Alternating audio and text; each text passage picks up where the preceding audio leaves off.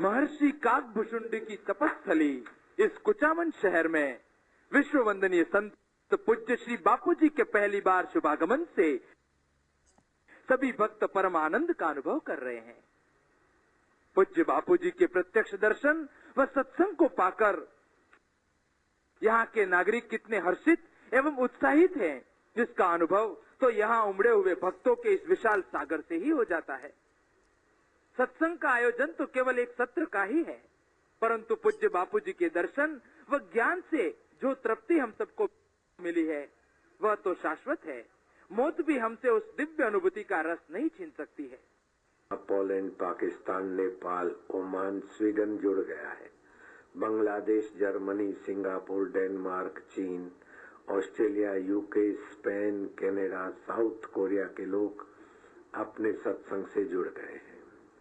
Mauritius, Ireland, Greece, Israel, Finland, New Zealand, जो लोग जुड़े हैं, चिली, अमेरिका से भी आगे हैं, Italy, Hong Kong, Dubai, Ghana, Turkey, France, Malaysia, Turks and Caicos. हम कुचामन से बोल रहे हैं Rajasthan, Kenya, Australia, Philippines, Qatar, Kuwait, Saudi Arab, Slovakia, Japan, Ukraine, Gambia, Georgia, Egypt, दुनिया के कई देश अभी सत्संग से जुड़े और हिंदुस्तान में भी कई जगहों पर ये सत्संग लोग सुनते देखते होंगे। क्यों सुनते देखते? रस आता है। कैसा रस आता है? इस रस को बोलते चिन्मय रस।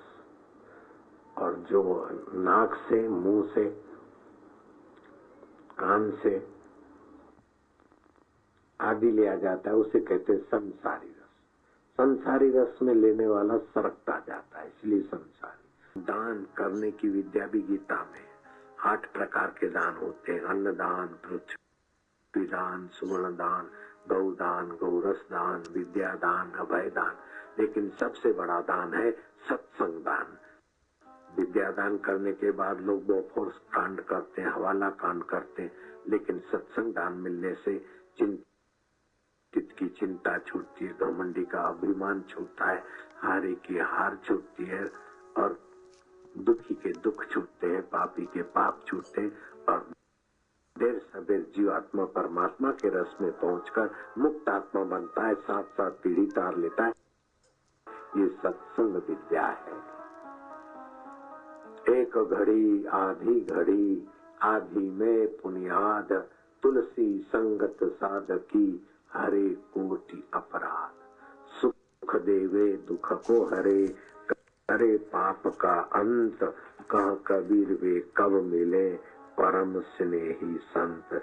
जिसका परमात्मा के साथ स्नेह है, परमात्मा रस जिनका जागा है, ऐसे संत मिलते हैं तो जीवन में बहुत कुछ उपलब्धियां जो हम कल्पना नहीं कर सकते, ऐसी उपलब्धियों का हमें अधिकार प्राप्त हो जाता है, सहज में अनुभव प्राप्त हो जाता है।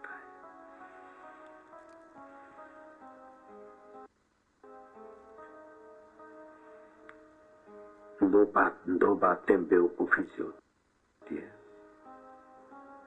दुख दूसरे ने दिया, फलाने ने ऐसा दुख दिया, फलाने ने हराया, ये बेवकूफी की सोच है। सुख में अपने उद्योग से हमने सुख पाया है, अपने उद्योग से हम बड़े हुए हैं, तो अपने उद्योग से ही क्या, माँ की गोद में आने के पहले तुम्हारे उद्योग से तुमने दूध बनाया कि माँ ने बनाया कि बाप ने बनाया?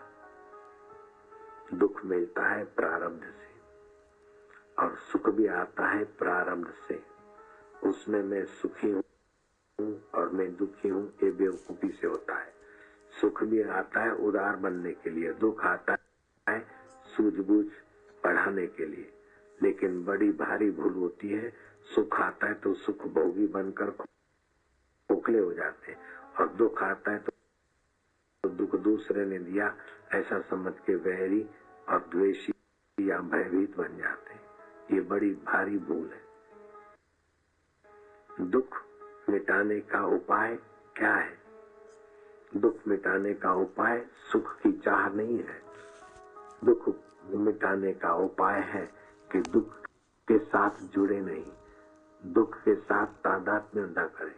परिस्थिति बदलना न चाहे लेकिन परिस्थिति का सदुपयोग करें। लापरवाही से, गलती से जो दुख आया, लापरवाही गलती छोड़े। प्रारब्ध वेग से दुख आया, समय पाकर पसार हो जाएगा। धड़ाक से एक्सीडेंट हुआ, 2 बच्चे, पति और ड्राइवर ऑन द स्पॉट मर गया। वृंदावन से मथुरा जाने के रास्ते वो टैंकर भरने आते हैं ना, मथुरा के फिल्टर प्लांट, उसमें माई को 3 फ्रैक्चर हुए, आगरा के हॉस्पिटल में भर्ती हो गई। दुख तो बड़ा भारी आया, साल भर बेड रेस्ट लेना है। अभी 2-5 दिन में छुट्टी मिलने वाली है आगरा हॉस्पिटल से। कोई बोलता है कि तुम तो उड़िया बाबा का सत्संग सुनती हो, फिर तुम्हारे जीवन में इतना दुख आया।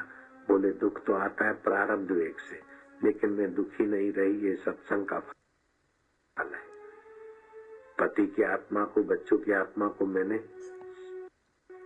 अपना सत्संग के वचन सुनाए कि मौत तुम्हारे शरीर की हुई, तुम्हारी नहीं हुई। और ऐसी मौतें तो हजारों लाखों हुई। आत्मा अमर है, आत्मा परमात्मा का अमृत पुत्र है। आप अपने परमात्मा स्वभाव का चिंतन करिए।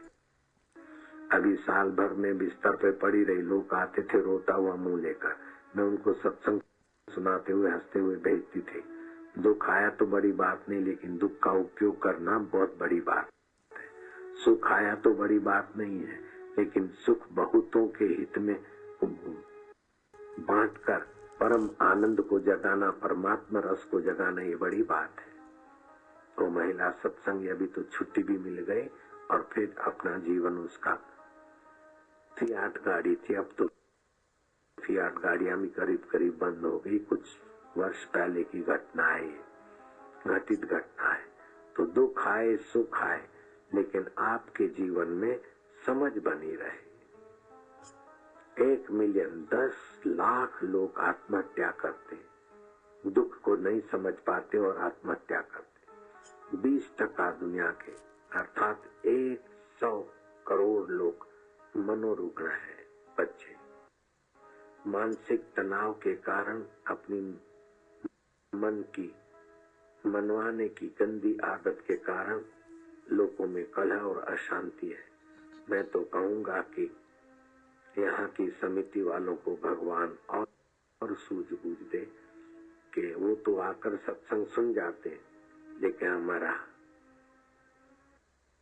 नगर भी सत्संग सुनकर 7-7 पीढ़ियों को तारने में सफल हो जाए, इसलिए समिति वालों ने यहाँ सत्संग आयोजन करवाया।